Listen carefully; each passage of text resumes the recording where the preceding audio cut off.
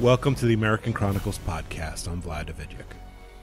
Texas Central Partners, LLC is a private company developing a new high-speed passenger rail system that, if completed, will connect Dallas-Fort Worth and Houston using technology that will, according to their website, quote, provide a travel time of less than 90 minutes. The project is currently being proposed to various groups around the state, including members of the Harris County Republican Party, as Texas Central Partners works to finalize arrangements to begin the project. However, several questions have been raised with regard to the feasibility of the project and its potential impact on communities and landowners. Joining the show to discuss these issues are three people directly involved with the Harris County Republican Party as activists, precinct chairs, Senate district chairs, and public policy analysts.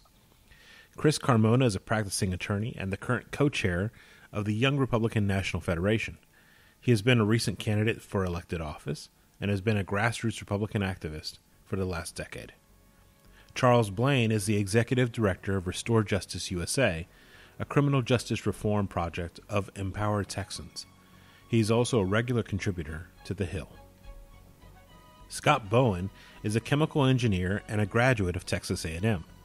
He serves as Texas Senate District Chair for SD 11 and Precinct Chair of Precinct number 0416 for the Harris County Republican Party and the Republican Party of Texas. They discuss the issue and address some of the larger questions. Coming up next on the American Chronicles.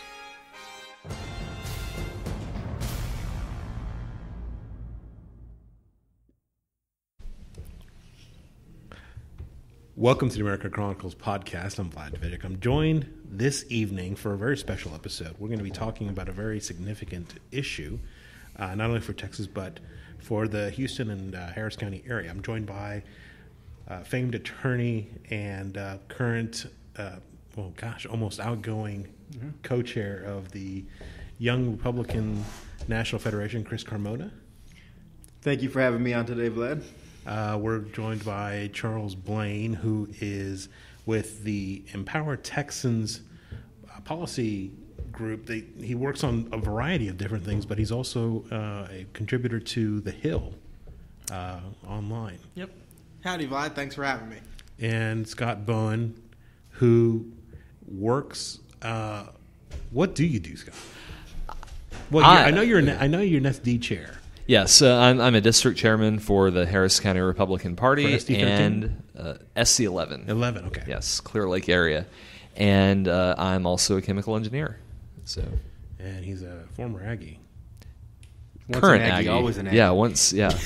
Class of 12. I'm a former student. Is that how it works? That's how that works. Oh, okay. You don't even have to graduate. graduate. Once you get out, you're free. It's like a cult. They don't let you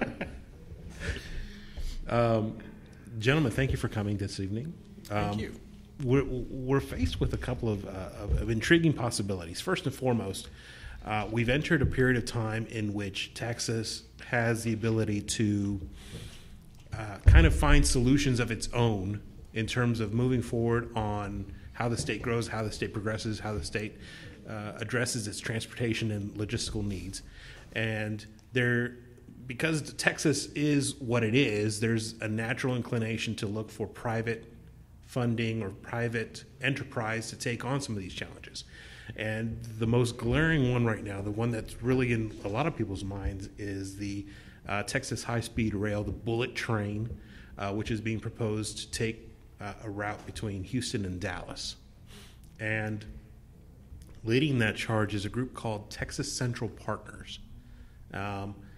They're involved in not only pushing the project forward in terms of the implementation, but in terms of also getting the legislation through, getting the financing, getting the approvals from the different municipalities done. And this has been an ongoing issue with the members of the Harris County Republican Party, of which we're all heavily involved. And so I would say at least 6 months that I've been aware of it as being part of the... Yeah, I mean, I first brought up a resolution about it at the July organizational meeting, so it's been about 9 months as a live issue. Still not resolved. And it's still not resolved.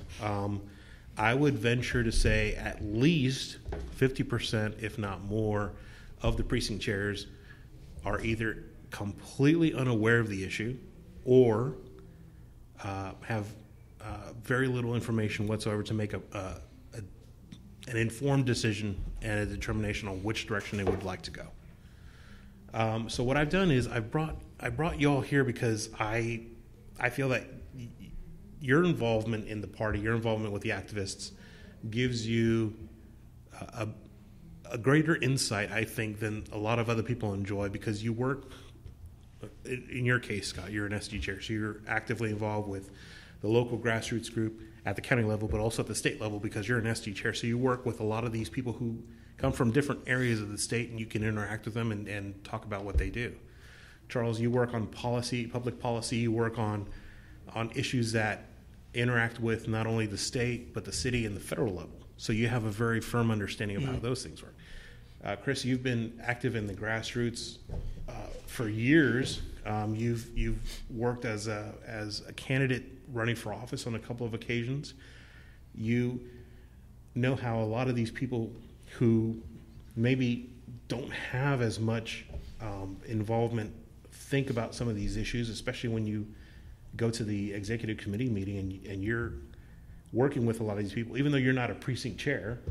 You work with the Young Republicans National Federation, so you can see this on a national scale in terms of how these issues correlate.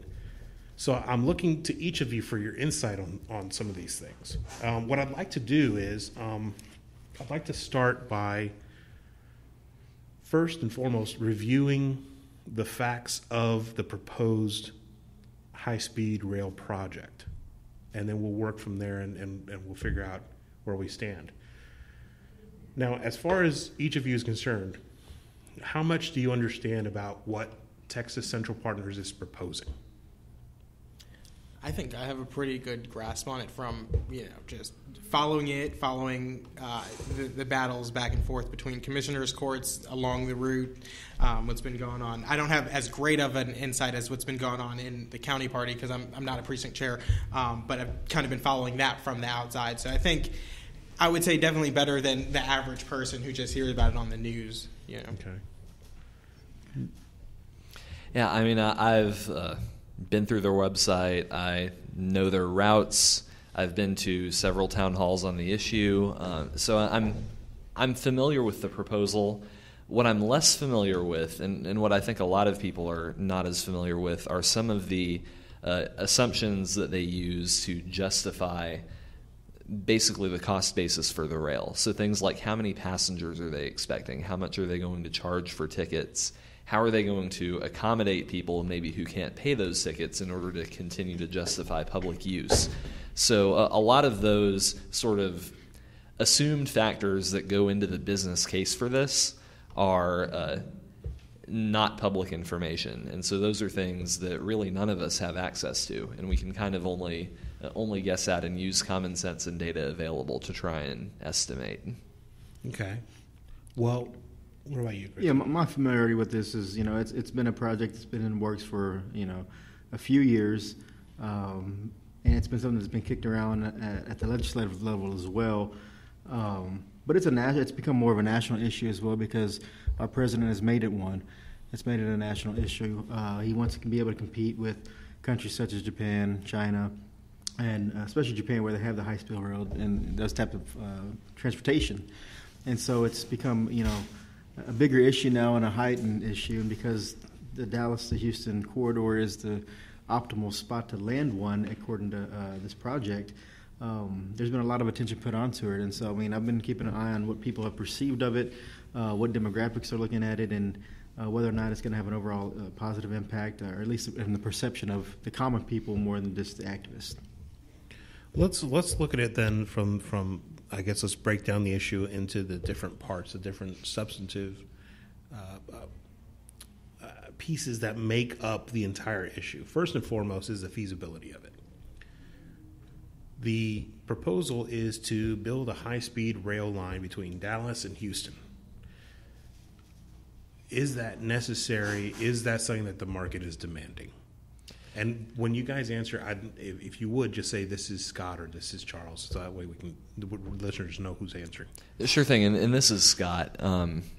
You kind of have to look at the options that are available already, first of all, and you also have to look at the population density of the areas that are being connected. So the current high-speed rail system that is in operation in the world and is profitable is the famous one in Japan. It goes from Tokyo all over Japan. And the population density in Japan is a lot higher than it is in the United States. Kind of the right mental image is imagine the eastern seaboard was the entire United States and had about half the population of the United States. That's kind of the way to think about Japan. And so the high-speed rail line goes all along that route and to other destinations in the country. And so because of that population density, it's easy for them to get ridership, and it's kind of easy to justify a large capital project. When you're looking at the state of Texas, you're justifying the same amount of rail, but we have 10 times lower population density. 10 times fewer. It's comparing the middle of New York to the prairies of Nebraska or something like that, or actually the prairies of Texas, North Central Texas, where there's nothing there, right, other than a Buc-ee's in Madisonville. Yep, and that's the other thing to think about is that we already have transportation alternatives. So we have I-45, which is becoming congested. I mean, that is definitely a factor, and we also have air travel. So there are 2 airports in Houston. There are two viable options. Exactly, 2 airports in Dallas, and so there are options for travel between those 2 that don't require any additional capital investment. Right. And this is Charles, and I agree with Scott especially about the density and urban cores, if you will. So Houston and Dallas, you can compare that to New York and DC, right? They're 4 hours apart by car. And essentially they have the Acela, which is a high-speed rail that goes back and forth from New York to D.C. And in New York, you obviously have a very high population density as well as D.C. Here we have nothing but sprawl in Houston and sprawl in Dallas. So to place one in downtown Dallas and then think it's in northwest Houston or something like that, it doesn't really make too much sense to me. And additionally, when you're looking at the travel from New York to D.C., the amount of people that own cars in those 2 areas are dramatically lower than the number of people that own cars and travel by car here. I think that I have the numbers. So for transit in New York, 32% of people generally use transit, 16% of people in D.C. The numbers that were, I think it was Reason Foundation put out, said that in Dallas and Houston it's 1.8 and 2.6% respectively. So, I mean, we're talking about drastic differences in numbers. Yeah, so it just doesn't, it really doesn't make sense to me. I mean, people like to drive out here. I like to drive.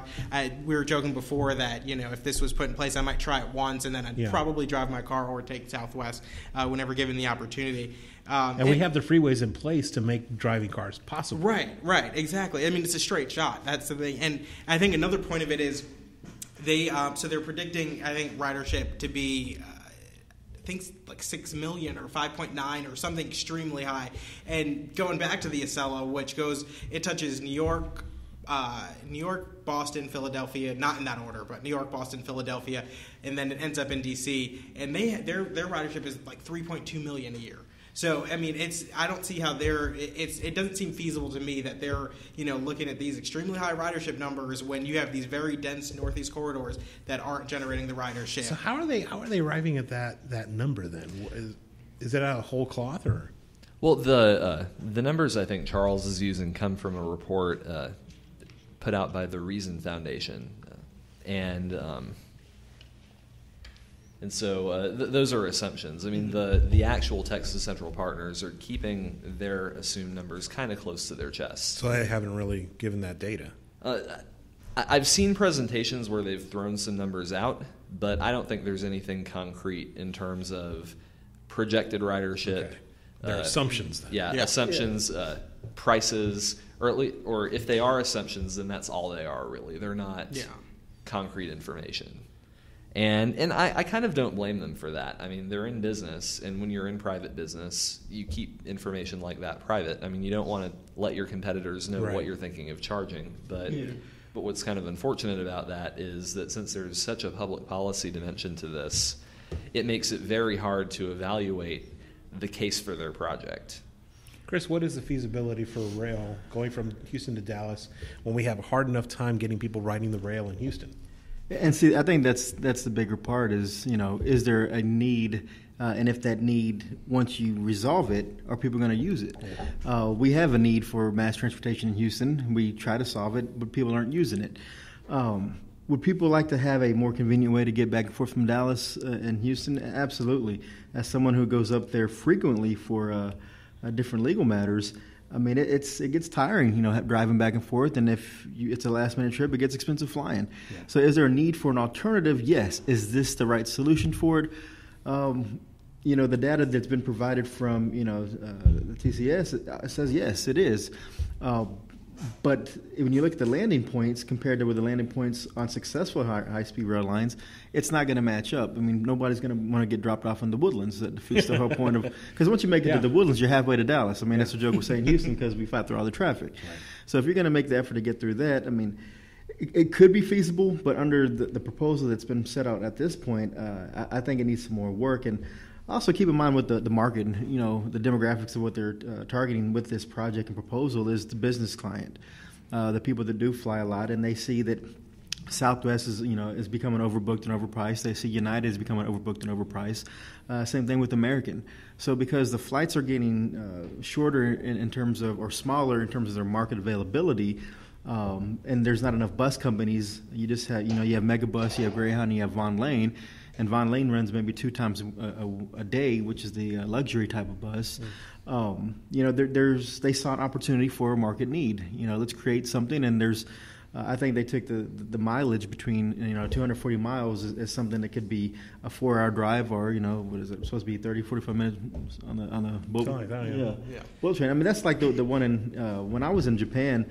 I took the bullet train from Tokyo to Osaka, and that's supposed to be a 4-hour ride on a regular train. But it was 2.5 hours on the bullet train. So I mean, it's a convenience to have, but will you have enough people using it every day? That's the key. I don't think the cost of the upfront money being spent is going to be recovered quick enough to say this. Yeah, in the long term, it is worth it. Well, and let's think about that a little, because I'm looking at the Texas Bullet Train website now, and they claim that in the mid-2020s, so by year 2026. They plan to have 5 million journeys by train every year. So, but is anyone going to be on the train? Well, no. That would be 5 million individuals having ridden the train. Oh, okay. In that year, and so if you look at the numbers a little bit, in business there's a concept called the cost of capital. So it's not enough. So if you're in business and you make an investment, it's not enough for you to make a profit. You actually have to make enough of a profit that it is more profitable for you to be doing what you're doing than to do something safer with your money. So if your friend asks you for $1,000 and you lend it to him at 5% interest, then and you can always do that, are you going to invest that $1,000 in a business that is only going to give you a 3% return? You're not, because you can always do something better. So for a project like the Bullet Train, they say that they're going to get investors who are going to invest $12 billion. I mean, that's the number they throw out for their capital investment. So think about what a 10% return is on $12 billion. That's $1.2 billion a year of profit that they have to make on a train. Above and beyond operating cost. Yes. And that's above and beyond operating costs, above and beyond material costs, maintenance, employment. And so if you just divide that across the 5 million journeys that they're planning, that's 1.2 billion divided by 5 million. And that's that'd be $240 of profit on every single ticket. Wow. So how much do you think they're planning to charge for those tickets? Certainly more than a Southwest flight. Yeah. Weren't they saying that it was going to be comparable to a Southwest flight in terms of speed and in terms of price, though? That's what they say. And maybe by 2026, it will be more expensive to fly on Southwest. But again, that's 8 years out. Like, it's 2017 now, right, and they're already looking for investors. So, I mean, now think of it, like, again, if you go back to your loan example, do you loan $1,000 to your friend, and he says he's going to start making payments in 9 years of interest? No. I mean, people are expecting an even higher return because it's so much farther out. Right. So, just thinking of this in terms of return on investment, it looks pretty bad in terms of whether it's good enough to just cover the cost of the investment that they're making. Yeah. I mean, to put it simply, there are so many better things that people could be doing with their money than investing in this that you've got to kind of think there's more to the story. Okay. And to go to your question about, didn't they say it was going to be comparable to, the flights? I think they intend to, and I think their model and their structure of the pricing model is going to be comparable. I mean, if you buy a ticket, 21 days out, it's going to be at max at this price point. 14 days, 7 days, 3 days, and same day will have the same flexibility and price structure as most airlines will.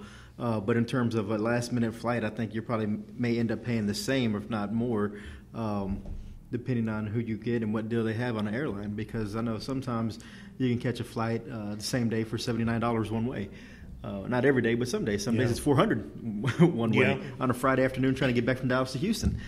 And I think, it's just some days you'll pay more on the bus, some days on this the bullet train, some days you'll pay more on the flight. But I think they have the intention to try to have that model which is comparable to the airlines. Right. One other thing to think about, too, is think about what a plane, a bus, and a train all have in common that you don't have with a car. When you drive yourself, you are the driver. You have to maintain full attention on the road at all times, like I know all of us do. But when you're on one of those other modes of transportation, and what's so appealing about the rail is that you're a passenger. I mean, they're promising people Wi-Fi on the train, which will be completely feasible, and that can easily be done now. They're promising like refreshments, and I mean, it would be like flying on a plane probably, and maybe even more comfortable than that. But the point is that it's a little bit relaxing. Like it's not as taxing as driving the entire way. It's not as tiring. Yeah. But by the year 2026, it's very likely that we're going to have driverless cars. They're already working on that technology. And within the next 9 years, I mean, there are so many different companies that have invested so much into driverless technology already that it's hard for me to imagine that 9 years from now, a significant percentage of drivers on I-45 making that trip aren't going to be in autopilot. Yeah. I mean, in hybrid cars. Yeah, exactly. Uber that don't need as much gas. Yeah, Uber announced, I think, this week, maybe yesterday or 2 days ago, that Dallas is actually going to be their landing site for their first project pilot on hover cars. Oh, yeah. And so, I mean, that's just once they're partnering with Google on technology as well. Are they going to compete at some point? But they're going to partner to get the technology done and make it driverless and hoverboard. So I mean, you're right. That technology, right? By the time we start paying this off, and one of the selling points for the bullet train is that it is proven technology, and it is. I mean, it's 50 years old. They haven't had any accidents. It's proven technology, and a lot of these innovations that are going to get a lot of attention from Silicon Valley, a lot of venture capital, are not proven, and most of them aren't going to pan out. Like, hover cars probably aren't going to happen in the next 9 years, but we can expect in the next 9 years that a lot of improvements are going to happen to driving that are going to make it significantly better to make that trip by car than it is now. Yeah, you type in the address and they get you there. Make sure. You take a nap on the way. Yeah. And this is Charles. And to that point, it is proven technology, and I think a lot of people feel comfortable with it. And one of the major sticking points with me about this project is that what is not proven is the ability for these to generate revenue. Right? I think they said this will be the first kind of high-speed rail of this form in the country, and this is going to be like the third in the world or something. There's the one in Tokyo and then the one in Paris, which according to, I don't know if it was a recent study or I guess it's probably a recent study, because that was the most critical of this project. Those were the only two that were generating revenue. So this would, I mean, in theory, if this generated revenue, this would be the third one in the world to generate revenue. So I think that's and the first in this country to do so. So I think that's where you kind of reach these problems where it's like, okay, well, we're going to be risking this to see if it's going to generate revenue and how much kind of taxpayer capital is going to be put into that to risk that return on investment. But as far as provable technology, I would feel very safe riding in one of these, doing some work, and just kind of kicking back on that 90-minute ride to Dallas, that's for sure. So in and of itself, it is a feasible project because there would be some demand, at this point unknown exactly how much, of ridership from Houston to Dallas. And one could assume that there would be at least some people who would be willing to pay the ticket price to ride the train. We don't know how many people those would be. We don't know what the price of the ticket would be. And we don't know whether or not the advances in technology would displace the number of riders who one could assume would be riding the train, now taking different options. Right? We're all agreed on that? Mm-hmm. Exactly. Okay, so let's move on to the one of the sticking points in terms of this proposed project is the route that they're proposing. There's been some issues with regard to the usage of eminent domain for the proposed route. There have been some issues where landowners have had some questions and have had some difficulties with regard to the use of their land, the surveying of their land, and the project in and of itself is going to require the usage of eminent domain to be completed, simply because this particular group, Texas Central Partners, does not own every single inch of land along the proposed route yet. So what are the sticking points there? Well, I mean, I think that is the sticking point. I mean, if it weren't for the eminent domain issue, then it would be easy enough to just say, okay, Texas Central Partners, we don't think this is going to be profitable, but you know what? You're a private business. If you can find the capital to do it, go have fun. Don't hurt anyone. Like that would be easy. But the problem is that they do want to use eminent domain. They claim that they don't, but it doesn't get built without it. And so now what you have to look at is what is the current law about eminent domain usage for railways, and is that what the law should be? I think a lot of times what I've seen in this debate, Texas Central is in a lawsuit right now.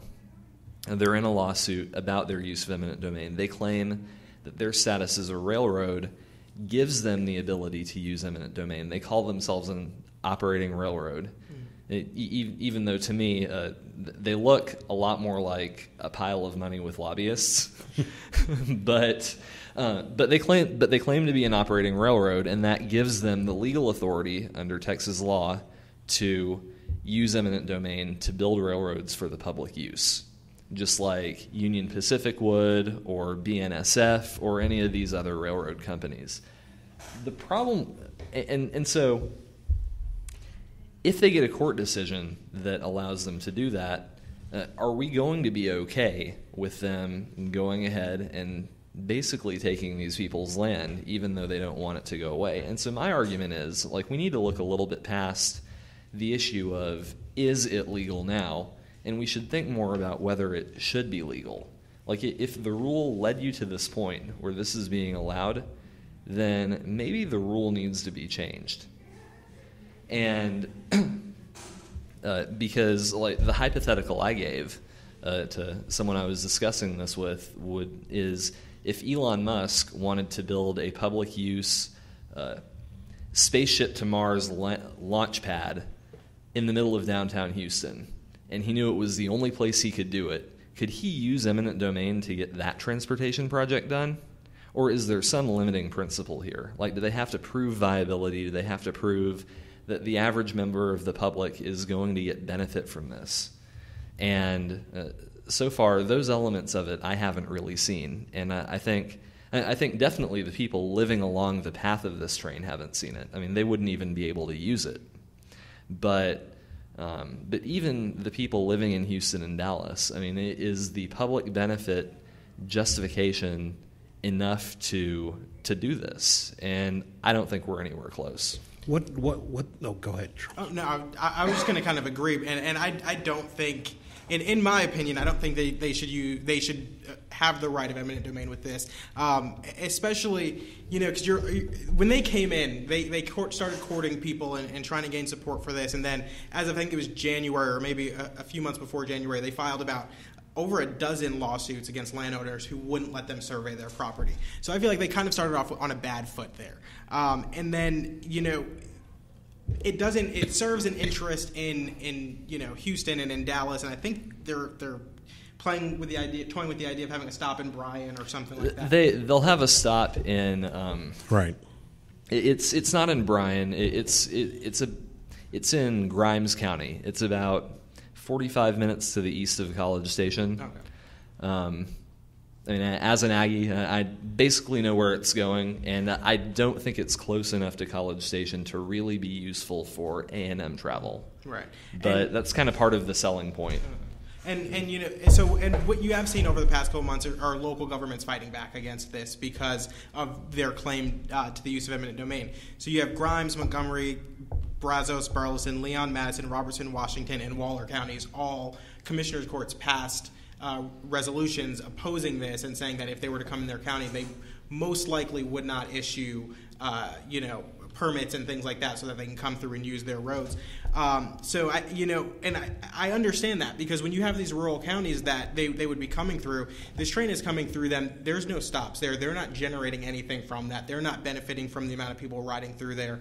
And these landowners, I'm sympathetic towards them over the issue because I definitely don't think they should have their land taken over a privately funded project. And I do want to correct myself before because I think I said that this was the first one in the country or something. It's the first privately funded one, if it is fully privately funded, which... Can you say those counties again? That's Grimes. No, I mean, this is the thing with the eminent domain is, it's a fine line between whether or not this is a necessity or not. And I think once you start treating luxury items as necessities, we're start making exceptions, and slippery slope's going to start developing. And I think that's a big problem that most people have with this project is it's not seen as a necessity. Transporting goods and people through, in the early 1900s through trains. I mean, it was necessary. The railroads, and that's where this law dates back to. Yeah, and that's when we also actually had the Railroad Commission did the railroads. I mean, they don't even touch that anymore. So I mean, that's you got to look at our laws and how they're antiquated and how they actually the legislative intent. Yeah. And if we look at it and everybody's honest with themselves, I don't think legislative intent was to have luxury items fall in the purview of eminent domain. What does Texas Central Partners say about their use or non-use of eminent domain? Because obviously that's one of the questions that has consistently, and to use a really terrible pun, derailed a lot of the motivation, a lot of the momentum for this particular issue. The question comes up of private land use and eminent domain, and it really has an effect on how people perceive the issue. Well, what they'll say is... And I mean, I think this is probably the position I would take if I were in their shoes. But they say they're trying to avoid using eminent domain as much as possible. They want to make deals with landowners. And I think there's a real benefit to that. I mean, you want to strike a deal with someone privately instead of involving the court system because that brings in lawyers, right, and that brings in unpredictability. So I understand why they're taking that approach, and I'm glad they are, but it kind of doesn't resolve the fact that the threat of eminent domain is there. And so if you're a landowner who's in the path of this and you know it, then when you walk into the room to make a negotiation with Texas Central Partners, you know that your only alternative is to get sued and probably lose your land anyway. And so can you call any deal that's made under that framework really fair? I don't think so. And so that's an interesting point because I think it's just more, not, I won't say intimidation tactics, but I think it's just more of a position of power and perception of power when the organization's meeting with landowners. Because I think there was only one case that's actually been decided, and that was in Harris County, and that was in favor of the landowner. And so every other suit that's come forth or brought on behalf of TCS has been dismissed or dropped or non-suited before they can get an adjudication on the issue. Because I think that they understand, or at least I think, their legal team's smart enough to know that, it's probably not a necessity and it's just a luxury item, and they don't want more courts to find the way that the Harris County court found. I don't know if y'all know of any other cases throughout the state or recently other than that Harris County one, but I think every time they threaten, the eminent domain lawsuit, they go and they file, but then they drop it either because of settlement or because they understand that they have some time to work on it because they're still working on some stuff in the legislature. But I just don't think judicial scrutiny will be on their side on the issue. And I think if you're really against it as a landowner, test it. And I just want to kind of point out, and I hate to even kind of side on this side, but in a sense, looking at the project, I understand why they're so adamant on kind of keeping the potential of eminent domain in their pocket. Because if you're looking at this, to have a high-speed rail going from Houston to Dallas, you need a large amount of land that's in a straight line that you can go very fast. So you can't just cut out somebody's property and go around. So I see why they're taking that position. I think it's wrong, but I get it. But it's just for that property owner that doesn't want to sell, who they can't go around, I think that's where you're going to run into some issues. But I would hope that most judges in Texas, if it comes down to having to decide it in court, would err on the side of the property owners, I would hope. And there would be, in my mind, at least a big difference between several miles needed for eminent domain rather than one block. I think those are two different scenarios. Right. Yeah, and this is a big sticking point you'll see when some of the localities argue with Texas Central partners about their statistics, because Texas Central will claim that they have a lot of the land bought already. And it's an interesting claim because what they don't say is how much of the right-of-way they have bought. So they might I don't know what the number was that they were throwing around. I think it was 50%. I'm not sure either, to be honest. But they made an announcement not too long ago that they had 50% of the land, or some number like that, already bought. Yeah. But that includes land for things like stations, which is a larger block of land because it has shape. It's not just a thin strip of land going through someone's property. And so when you're talking about area, it's very easy to be misleading versus when you're talking about right-of-way, which is the length of the road or of the railway going from Houston to Dallas. And so that's kind of another complication in some of these discussions, and you have to be kind of careful about the language you're using and that they're using to make sure you really mean the same thing. And just real quick, I misspoke on the Harris County ruling. It was in favor of the company because the landowner failed to respond in a timely manner. Not it wasn't in favor of the landowner; it was against the landowner. Let's look at the topic of the ridership and the market. We brought up some points already about how the demand for the usage of public transportation is significantly different in a city like Houston and a city like Dallas as compared to something like Tokyo or Paris or some other northeastern seaboard city.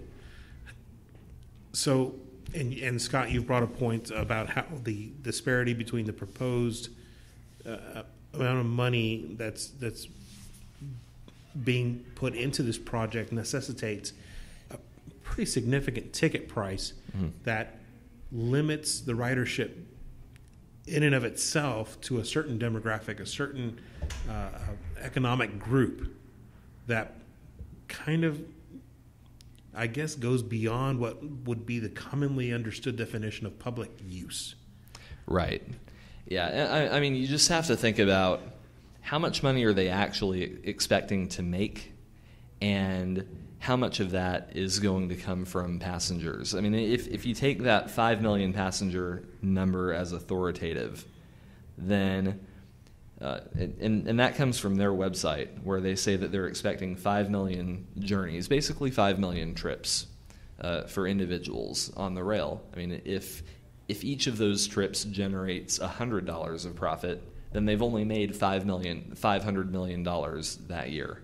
If each one generates $500 of profit, I don't know how that would be possible, but if they did, then that would be $2.5 billion. So you just have to think about how much money are they going to have to make per passenger in order to both cover their costs and also cover the expected return of their investment, and if there's any debt, cover the interest on that debt. And it's not a pretty picture once you think of it that way. Now this leads me kind of to an area that a lot of people have not really discussed, but it's come up in a couple of other discussions that I've had, is let's take, and this is no swipe at them per se, but just a thought experiment. If we're assuming that the ridership is what they say it is, and the price is what it naturally has to be, at some point, because of the pricing structure, because of the nature of the operation itself, wouldn't that necessitate arriving at a point where it's not a successful venture? Because if we're assuming that the ticket price and the number of riders could be sustained, in a lot of ways that doesn't match up with what the costs of building and operating this railway would be. In other words, the amount of money they're going to be bringing in from ticket sales, the amount of money they're going to be bringing in from people traveling, isn't going to offset the amount of money they spent to build it and to operate it. Right. So that means it's going to be a failed business. Exactly. And the thing about that is, if I mentioned cost of capital, but we haven't even thought about operating costs yet.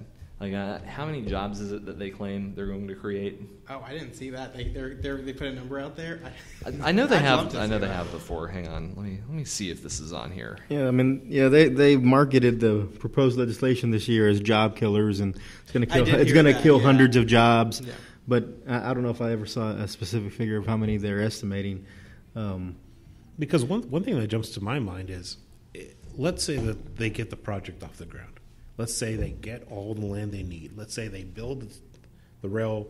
Let's say they actually start taking customers, and the next year or a few years down the road, it doesn't work anymore, and it falls into some kind of form of bankruptcy or something. And I think that's where you get the argument from people saying the government has to take over and bail it out. Yeah. Bailout. When you've got this massive infrastructure just sitting there, it's like, it's going to have to be addressed.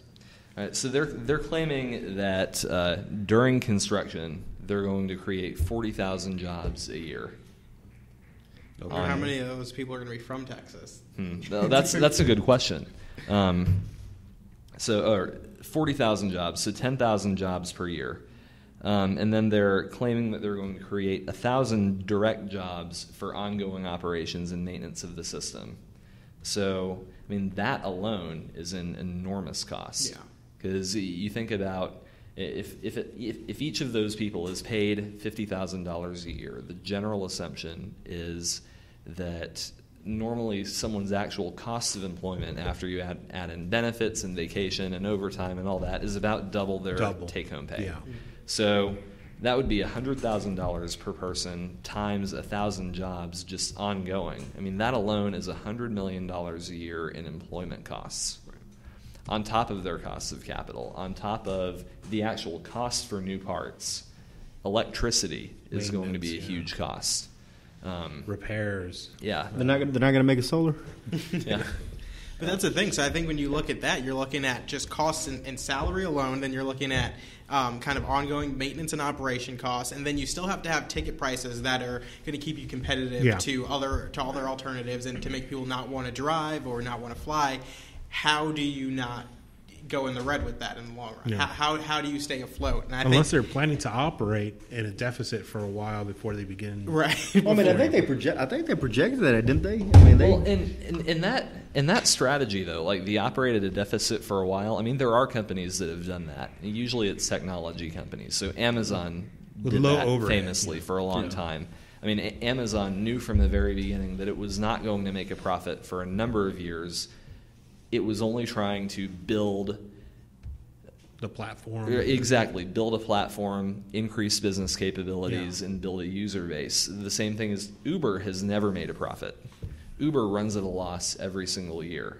But the reason they justify that is that they're keeping their competitors out, and they're building their capabilities and building their ridership base. they're improving their technology. Yeah. Yeah, you'll be flying in no time. The problem with that is that works fine for a low overhead like tech startup that can find all of the investment capital it needs. I mean, they can just burn through investment capital as much as they want because everyone knows all they have to do is it's like flipping a light switch, and they can charge twice as much for Ubers and suddenly start making a profit. It's only a matter of time. But a railway project can't do that because a railway project It's a fixed asset. Yeah, it's a fixed asset. People are going to be expecting it to turn a profit immediately because other fixed assets do. And they already have so many years of construction even going into it. And the total possible ridership is also fixed because there's only so many people in Houston and Dallas. And so they have to be able to start making a profit basically as soon as this thing gets built. Wow. And They every have year to start selling tickets before they even finish Right. building. Exactly. Okay.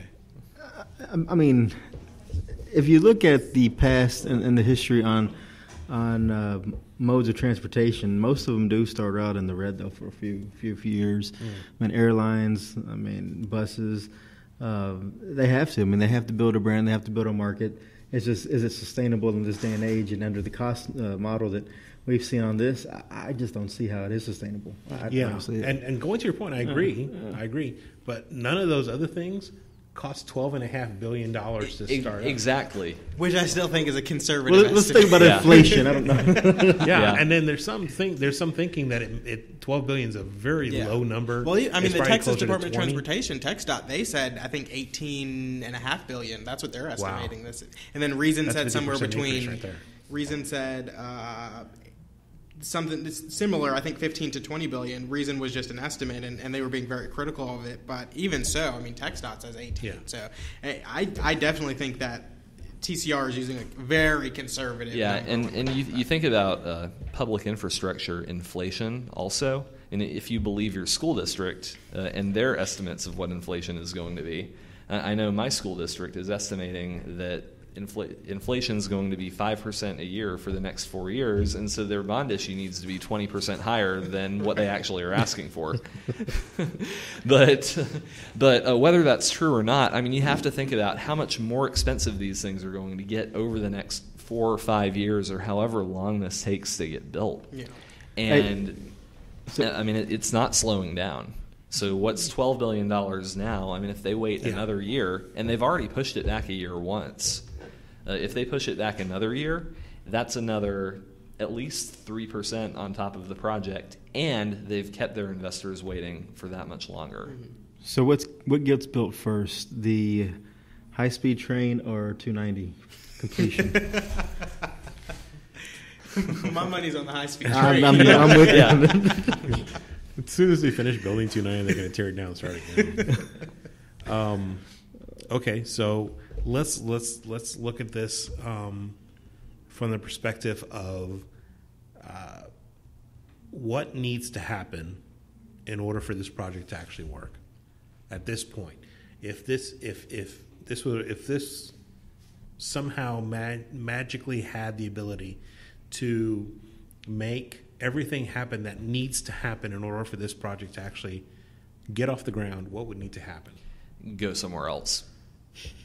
I'm serious. I mean, there are much better markets for this technology than Houston and Dallas. Okay. Like, look at California, look at the Acela Corridor, New York, D.C., Philadelphia, places like that, they already basically have high-speed rail over there. It's not as fast as this, but it's fast.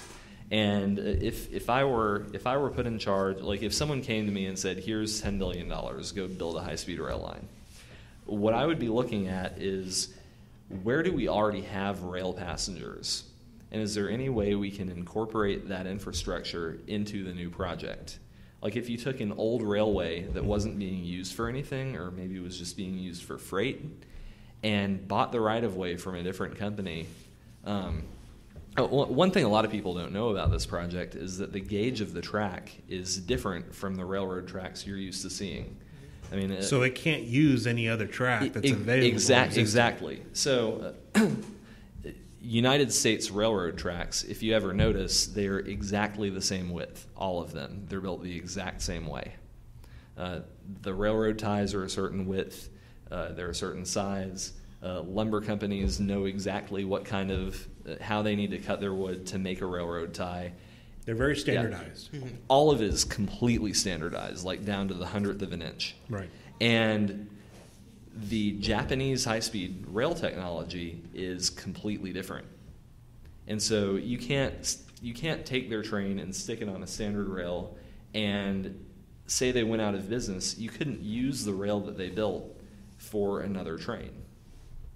So, which also goes toward the public use argument. Yeah, and that was an argument that I think it was Senator Kolkhorst made, because she filed a bill to, well, I don't know if she filed it, but I know her, Senator Schwartner, and Senator Creighton all filed a number of privately funded rail bills, aimed at projects like this. And one of the arguments she was making was that, you can only use these trains on these rails. So if you're going to do this, the bill would require them to be able to function with other trains. And the people from TCR were saying that that's part of their safety aspect for their high-speed rail, is they need these specific, tracks. Right. Yeah, and there are definitely engineering considerations that go into that. I mean, it's not something we really think about as not rail experts.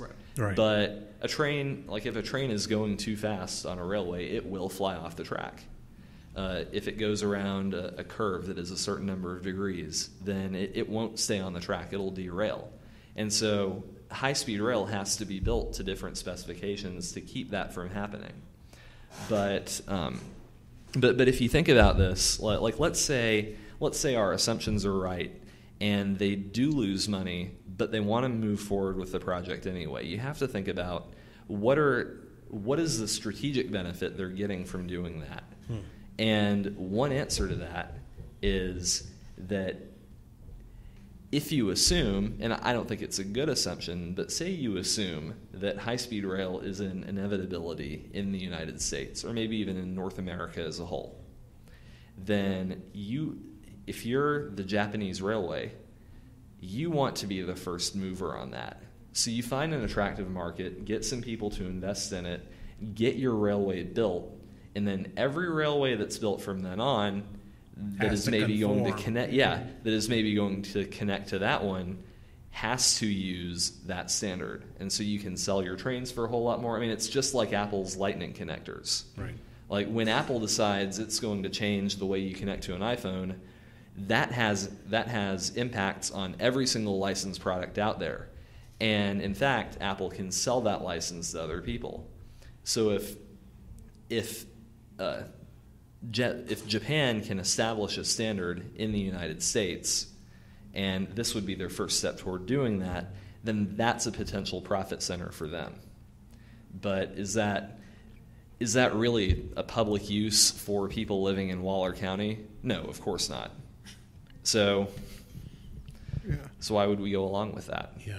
Is that what is happening? I mean, if I look at the issue and I see the way things are set up, I have to kind of arrive at that conclusion that the benefit of people in Waller County who already have these existing rail lines in place, who already have this logistical challenges that they've already addressed through other transportation needs, are being faced with this additional challenge because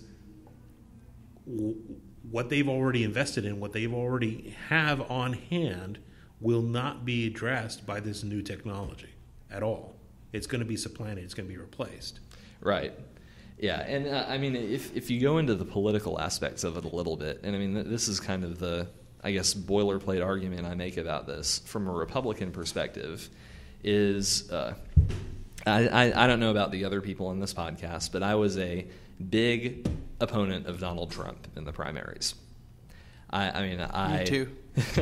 Yeah, I mean, and especially in Harris County, where Ted Cruz is from. I mean, I think most people were Ted Cruz supporters, and that was kind of the vision of the Republican Party that we had, was I guess this high-minded, principled conservatism, and that's not exactly what Donald Trump was about.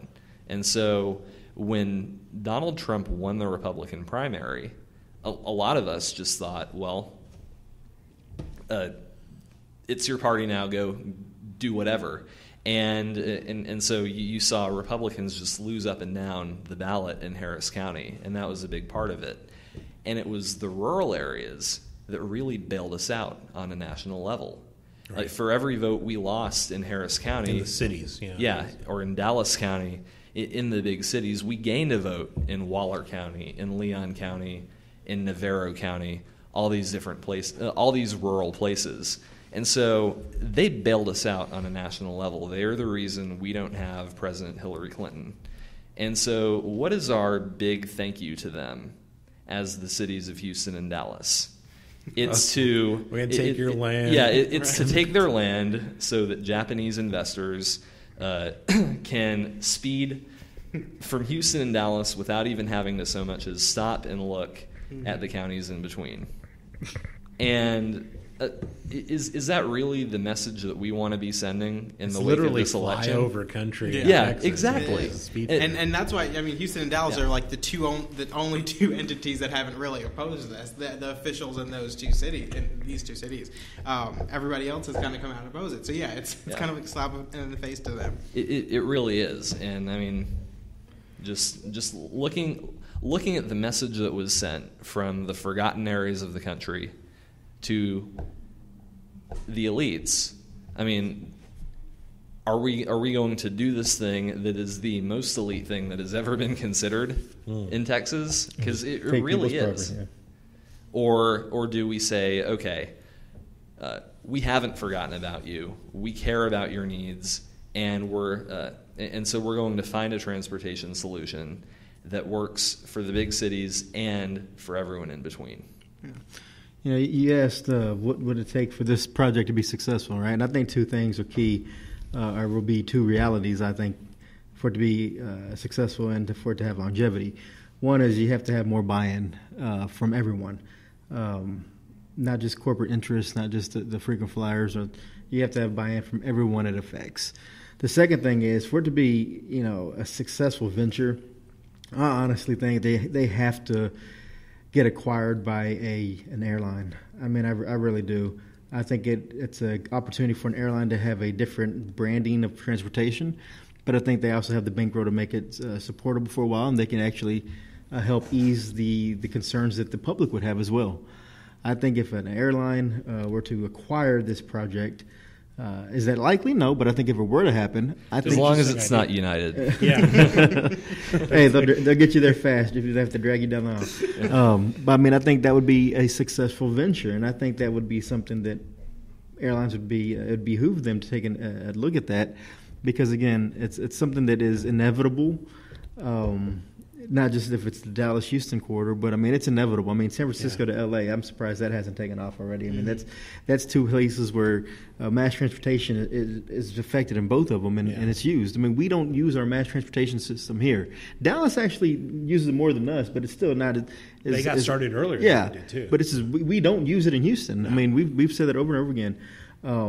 But if, you use airlines' technology, their data, their information,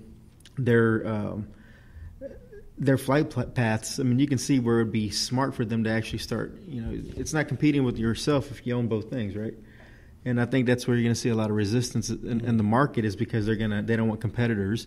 But again, everybody's in them to make money, and I think if you merged or they got acquired, I think it'd be a successful That's venture. an intriguing possibility in terms of how to address it. We're arriving at the end here, and one thing I wanted to touch on was the nature of the makeup of the group itself. There's some fairly prominent people involved in this operation, this project. The last time that the group came to the Harris County Republican Party Executive Committee meeting, former County Judge Robert Eccles was there, and he's part of this project. In terms of addressing the concerns that people in Harris County have, and I'm not even worried too much about Dallas because there's no way I can get involved in that, but in terms of people in Harris County, in terms of how this is addressed by members of the Harris County Republican Party precinct chairs, what could this group say? What could this group do to maybe address some of those concerns? I think the first thing is because this is a public policy issue, right? Right. I mean, so how do they tackle that public policy? Yeah, I think the first thing, and it goes back to kind of what I said when they came in and started filing these lawsuits. Be upfront with it. With this whole, wordplay with, well, we hope to not have to use eminent domain, or we're going to try to not. Just be upfront with it. Not that it's going to make it any better, but I think people, especially in these counties, would rather you be upfront with what your intentions are and what the process is, rather than jerk them around.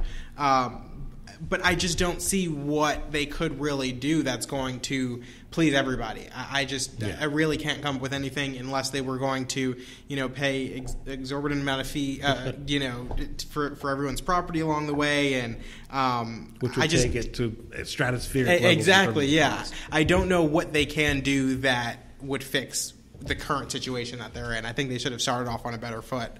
Still, probably wouldn't have gotten them completed with the project, but I just don't see what they can do. Scott? I'm kind of in the same place. I think if they had from the beginning, there are a couple of things they could have done from the beginning that would have made this a lot easier to swallow. I know there was some talk about using some utility easements instead of the right-of-way they've chosen, and I think the reason they didn't do that was because it turned out to be too expensive. But it's going to be expensive no matter what. Yeah. And I know those are certain things to consider, but either designing the project that way beforehand, or I think back to the example of Walt Disney World, where Walt Disney had shell corporations that bought all of the land that became Disney World before they ever announced the project. Mm-hmm. And so that could have been something they could have done. And they claim that they couldn't have done that because they need to get the right-of-way approved by the Surface Transportation Board and all these other things. But if they had at least anticipated a route, they could have done a lot of the pre-work ahead of time before the holdout problem became real. So in terms of solving the eminent domain issue, those are a couple of things they could have done. From a political perspective and from a public policy perspective, I really think they need to open up their books and make the business case for this, and they just haven't yet. Because that's the first stumbling block everyone runs into. Even before they consider the eminent domain or consider any of the other laws around this, they think, is this project even realistic? And if it's not, then why would people go to bat for it? Why would people want to allow a company to use eminent domain to take all of this land if they're just going to go bankrupt in a couple of years anyway? Yeah. So that, I think, is the big next step. And then maybe giving people reassurances about who their investors are, lobbying the state to make sure it's absolutely clear in the law that they can't be bailed out. I think all of those things are good faith measures they could take to kind of get people on board. Chris? At the end of the day, the people that are impacted by this are going to make an informed decision whether or not they want to support it. Are going to look to a few key things. One of them is going to be: is this going to raise my cost of living in any way? That's going to be most of it's going to be the bottom line for a lot of people. How is this going to affect my cost of living? Am I going to pay for something I'm never going to use? I think if TCS can cure those qualms and put everybody at ease. It's not going to affect you in your daily use, and it's not going to affect your cost of living. It's just going to be an additional benefit. Then I think anything negative that may come out from them forcing people to give up their land will get swept aside, because it sucks for you. You may have lost this parcel. I know it's terrible, but I didn't lose anything out of it, and hell, I may use it tomorrow. You never know. It gets drowned out by the success. Yeah, and I think that's the reality of where we're at today as a society, is that we've become desensitized to things that are shocking to the conscious because it doesn't benefit or it does benefit us. And I think people, when they go in to make informed decisions, whether they're casting a vote here or there, or they want to support a resolution, or they want to support a movement, it's about how does it affect me in my daily life. Yeah, they do a personal calculation. Yeah. They do, because your morals and your values only stop as far as it's going to affect you when you leave your house. And it's a sad reality that, again, we're at today. But I think that's what the next step is have a better PR campaign to reassure people who have these decisions and influence and pressure on your legislators, or whether or not they're going to enact bills that would affect this or not, is reassure them that it's not going to have any negative effect on them in their daily lives. Yeah. And then they'll just handle the negative fallout that they'll see with the landowners as they take place. Hell, we saw that when there's a need. It doesn't matter what the negative press is. I mean, United, American, Delta have all had things this past month. Has their stock taken a hit? No. United's went down for a day and went right back up. Yeah. I mean, it is. It's a necessity. It's not going to – you got to fly somewhere, right? The outrage is short-lived. Well, so maybe a good comparison here is another kind of eminent domain adjacent issue. I don't know if any eminent domain is actually involved in it, but kind of the same concepts are being thrown out, is the Dakota Access Pipeline. Mm-hmm. Right. And so that's a big public project that has a lot of clear public benefit. I mean, we have to be able to transport oil, and every gallon of oil that is transported by pipeline is one that isn't transported by rail, which is a lot more dangerous. And a lot more expensive. It is. And so you saw how the Dakota Access protesters behaved. I mean, they caused so much environmental damage by themselves, like even burning down their tents, versus pipeline companies have solved the public use eminent domain problem in Texas. I mean, most neighborhoods that I've been to have a pipeline running through them. Yeah. And you usually wouldn't even think about it, but you can tell where it is. Like if a neighborhood has a green belt that doesn't have anything built on it for a certain width, that's probably a pipeline. If they have a clearing or anything like that, but they're always unobtrusive. They allow life to go on around them, and so people don't object. Compare that to a 200-mile-per-hour train that goes on special elevated track through people's property. Yeah. Like, it's cutting counties in half.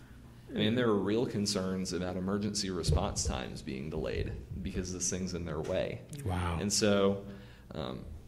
But most of it's going to be elevated, right? I mean, I think that was the... Yeah, I think so. I think that at least that's how they addressed the issue about Biden. To minimize, is that it's going to be elevated. Yeah, they say that they're going to have viaducts under it so that, like, if you have cows on one part of your property and cows on the other part, they can walk under it. And, well, that addresses that problem. Yeah. but I mean, it is an enormous disruption compared to what pipelines do, which we don't even notice. It's a good comparison. We'll wrap up there. Thrilling discussion on an issue that really needs to have a solution one way or another, because if this project gets built and fails, it could easily short circuit or prevent any other projects of a similar nature from moving forward, which, like Chris, you were saying, it's going to be inevitable across the country at some point. There's going to be high-speed rail everywhere at some point in the future. This could short-circuit a lot of those advances and maybe make a lot of other neighborhoods, a lot of municipalities really rethink the issue. My guests for this program have been Scott Bowen, Charles Blaine, and Chris Carmona. Thank you very much, gentlemen. Thank you. Thank you for having us. It's been very informative and educative. Thanks very much. Well, that brings us to the end of the show. Check out my website, vladdavidyak.com, and make sure you follow me on Twitter @VladDavidyak. It will change your life. Please give the show a great rating and review on iTunes. It really helps other people find us when they're searching for a show they might actually love. Until the next time, remember, eternal vigilance is the price of liberty, and freedom is never more than one generation away from extinction.